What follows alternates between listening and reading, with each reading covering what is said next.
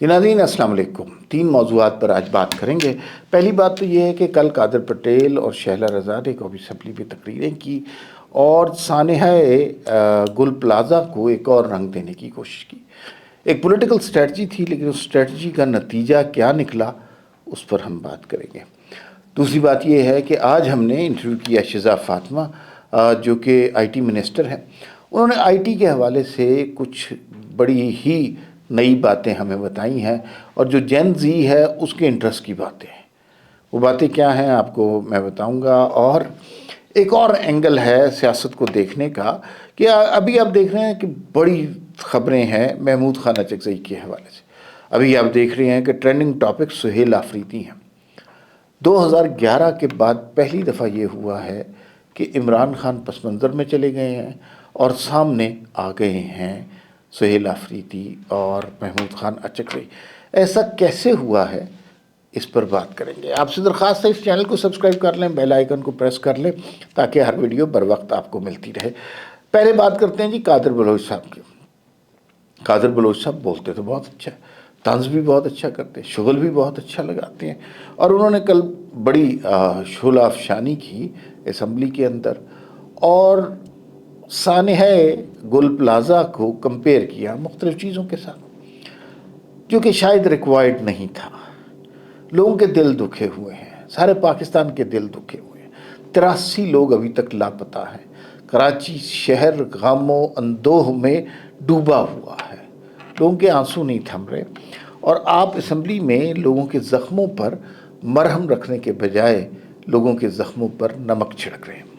आप ये नहीं कह रहे कि ये एक सानहा था, लोगों का नुकसान हुआ, ज़िंदगियों का नुकसान हुआ और माली नुकसान हुआ और इस पे हम शर्मिंदा भी हैं, माज़रत ख़्वाह भी हैं।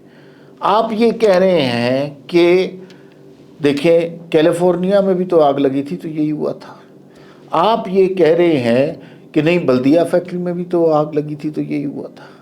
ये इंतहाई अहमकाना दलीलें हैं, इनका हकीकत से कोई ताल्लुक़ नहीं है। ये तो वही बात है कि अगर आपकी हमाकत से जैसे डंपर से हर दूसरे चौथे दिन एक बच्चा ये मोटरसाइकिल के नीचे कुचल देते हैं तो वहाँ पर बात क्या होती है। वहाँ पर अगर कोई बात करना शुरू कर दे बजाय इसके कि तासुफ़ का इजहार करे, अफसोस का इजहार करे, ये बात करना शुरू कर दे कि ये तो यहाँ पे होता रहता है, ये तो मसला ही कोई नहीं है और चूँकि साइबेरिया में भी इस तरह होता रहा तो लिहाजा इसकी इजाज़त दे देनी चाहिए। तो ये बड़ी तकलीफ़ दह बात है। बल्दिया फैक्ट्री एक बहुत बड़ा सानहा था कराची के लोगों का। वो सियासी चपकलिश थी, इख्तलाफ था, किसी की ज़ाती रंजिश थी। ये वाला वाक़या हुकूमत की बैड गवर्नेंस का नतीजा है, भाई तस्लीम कर लें और उसके हल की बात करें।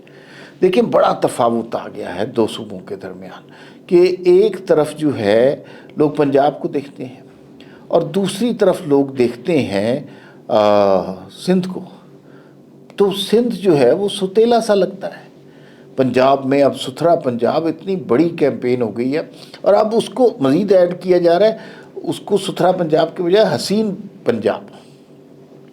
ना सिर्फ गाँव को, कस्बों को, यूनियन काउंसिल्स को, शहरों को खूबसूरत किया जा रहा है बल्कि उनके हवाले से बेहतर चीज़ें भी की जा रही हैं और उनके अंदर कुछ कंपटीशन भी डेवलप किया जाएगा।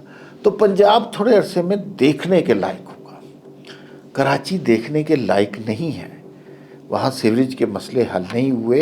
पीपल्स पार्टी वहाँ पे मुद्दतों की हुक्मरान है, वहाँ पर लोगों ट्रैफिक के मसले हल नहीं हुए। वहाँ पर डंपर माफिया हुकूमत करता है, सारे शहर को पानी पहुँचाने का कोई इंतज़ाम ही नहीं है। सीरियसली 90% जो है डंपर पानी पहुँचाते हैं। अगर ये एक दिन हड़ताल कर लें कराची शहर तो मारा जाएगा, इतना ताकतवर माफिया ये बन गया हुआ है। तो इसमें पीपल्स पार्टी की गवर्नेंस का बहरहाल रोल है और उन्होंने बहुत बुरी गवर्नेंस की है तो उन्हें अब इस पर शर्मिंदा होना चाहिए, ना कि ताने दें कि फ़लाँ के दौर में तो ये हो गया था, फ़लाँ के दौर में तो ये हो गया था, फ़लाँ के दौर में तो बोरीबंद लाशें मिली थी। क्या वो बोरीबंद लाशें इस बात की दलील हैं कि आपके दौर में خاک ہوئی ہوئی انسانی لاشیں پلازوں سے نکل رہی ہیں۔ کیا یہ اس بات کی دلیل ہے؟ کیلیفورنیا کی آگ اس بات کی دلیل ہے کہ گل پلازا کے اندر آگ سے بچاؤ کا کوئی انتظام نہیں تھا؟ کیا سائبیریا کے جنگلات میں ہونے والا حادثہ یا سانحہ اس بات کی دلیل ہے کہ فائر بریگیڈ کی گاڑیاں 1.5 گھنٹے بعد پہنچی اور اس کے بعد وہ جب پہنچی تو ایک میں ڈیزل ختم ہو گیا، ایک میں پانی ختم ہو گیا، دوبارہ گئیں تو ٹریفک میں پھنس گئیں؟ یہ دلیلیں کافی نہیں ہیں۔ یہ ظلم ہے، یہ بیڈ گورننس ہے، یہ آپ کی پالیسیوں کا نتیجہ ہے، یہ آپ کی حرکتیں ہیں جس کو کراچی کے عوام بھگت رہے ہیں۔ اس میں آپ اپنی شعلہ بیانی سے کام لیں، لوگوں پہ طنز کریں، تانے دیں، لیکن یہ بہرحال غلطی آپ کی ہے، آپ کو اسے تسلیم کرنا پڑے گا۔ نہیں تسلیم کریں گے تو لوگ آپ میں انٹرسٹ لینا چھوڑ دیں گے۔ بہت ہی یہ تکلیف دہ تقاریر تھی قادر بلوچ کی اور شیلہ رضا کی۔ شیلہ رضا خاص طور پہ وہ بڑی پڑھی لکھی خاتون ہے، بہت اچھی خاتون ہے، بڑی انسانی ہمدرد خاتون ہے، لیکن جو انہوں نے بات کی، ظاہر ہے پارٹی پریشر ہوگا، کسی نے کہا ہوگا کہ اس طرح کی باتیں کریں تو یہ بیچارے کر رہے ہوں گے، لیکن یہ ان باتوں کا کراچی کے لوگوں کے دکھوں سے کوئی تعلق نہیں ہے۔ دوسری خبر پر بات کرتے ہیں۔ Shiza Fatima I T minister ہیں اور انہوں نے بہت اچھی آج ایک گفتگو کی اور وی نیوز کو انہوں نے انٹرویو دیا اور بڑی کچھ حیران کن باتیں بتائی ہیں۔ پہلی بات تو انہوں نے یہ بتائی کہ یہ جو اسپیکٹرم ہے، جو اسپیکٹرم پالیسی بنائی گئی ہے، جو شزا فاطمہ خواجہ اور ان کی ٹیم نے بنائی ہے، منسٹری آف آئی ٹی نے بنائی ہے، یہ دنیا اس کی تعریف کر رہی ہے اور خلیج کے ممالک بھی اس کے اوپر فریفتہ ہیں کہ یہ ایک انوویٹو کریٹو آئیڈیا ہے۔ 5G کے حوالے سے لوگوں کو پتہ نہیں چل رہا تھا کہ 5G میں کیا ہو رہا ہے، تو بھائی 5G میں انہوں نے یہ بتا دیا کہ 5G کی آکشن ہو رہی ہے۔ کب ہو رہی ہے؟ انہوں نے بتا دیا جی کہ یہ ہو رہی ہے 26 فروری یا 28 فروری کو، پہلی دفعہ اس کی ڈیٹ سامنے آ گئی ہے۔